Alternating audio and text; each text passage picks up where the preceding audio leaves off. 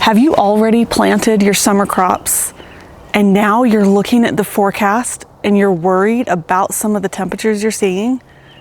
Let's talk about when you should really be planting.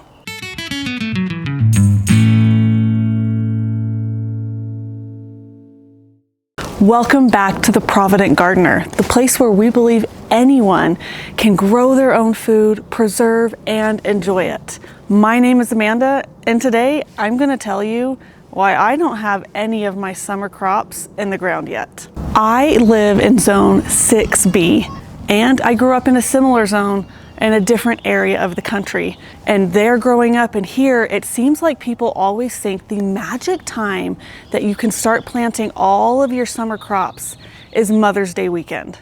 Sometimes, yes, that's right, but it's not always the case. More than relying on your zone and when your typical last frost date is, it's important to watch the forecast. We had some people around us who Mother's Day weekend, they planted their stuff out, their peppers, their tomatoes, all of their summer crops.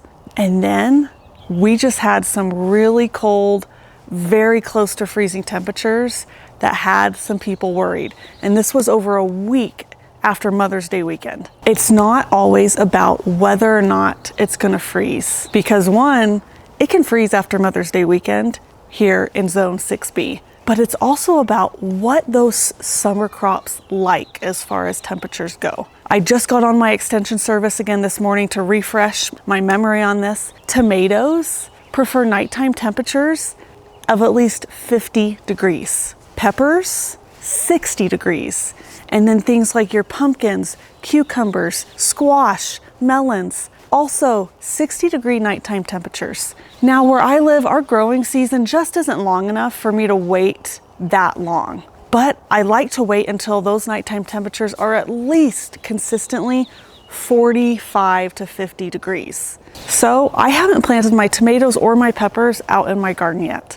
I've been watching the forecast, looking at those nighttime temperatures, and I'm just not seeing numbers that I am comfortable with yet.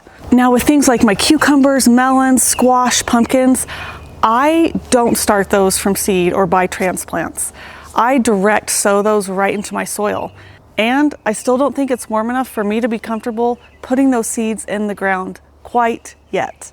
So it's not only important to be aware of your planting zone, we're here in 6B, it's important to be aware of your forecast. Know the temperatures that certain crops will like and not like so much, and watch the forecast to see when you can plant. Now, like I said, some of these things like nighttime temperatures of 50 and 60 degrees, I plant them when those nighttime temperatures are cooler than that. I don't have a super long growing season, and I have to take advantage of every day I can get. So here in the next couple days, I probably will start planting some of my summer crops. But do your research, watch the weather, and I know it's exciting. I know we all want to get those summer gardens going, but don't be too eager and plant your summer garden too early.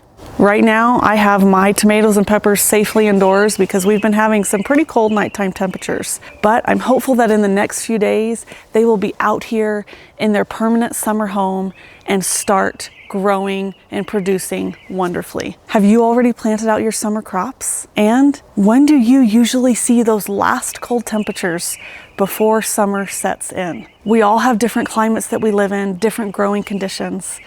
And it's important to know those and understand those to have a successful garden. I hope we all have great gardens this summer with lots of tomatoes and peppers and squash and melons. And as always, don't be afraid to get a little dirt under your fingernails so you can turn that dirt into dinner.